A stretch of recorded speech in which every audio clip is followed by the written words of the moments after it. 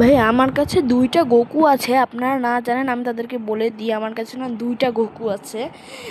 আমি আপনাদেরকে দেখাই, এখানে আগে একটু প্লেসমেন্ট ঠিক করে নিই। আমার কাছে আসলে দুটো গোকু আছে। গোকুগুলো একটু খুঁজতে সময় লাগে।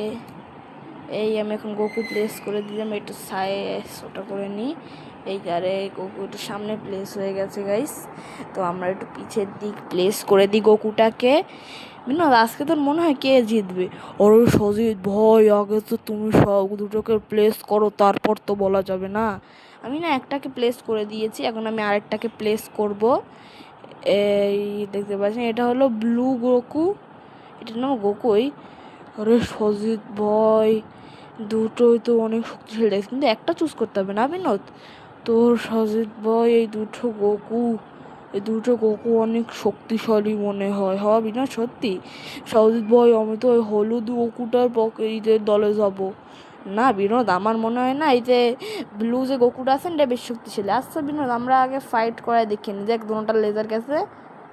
ও ভাই, বিনোদ আমার ব্লু গোকুরে মেরে দিয়েছে, বিনোদের গোকু।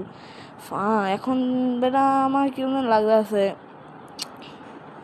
দেখে নি আরেকটা ফাইট করাই। ও ভাই সাব, এবার ব্লু গোকু জিতে গেছে। আর একটা লাস্ট ফাইটের পর ভিডিও এন্ড করব। লাস্ট ফাইট এবার আমরা গোকুর এখান থেকে দেখি। ওই দেখুন লড়াই শুরু হয়ে গেছে। এই ব্লু গোকু জিতে গেছে। প্রথম ম্যাচটা একটু গ্লিচ হয়ে গেছিলো, কিন্তু বা ও জিতে যেতে পারে, কিন্তু এইবার তো আমার গোকুই জিতেছে।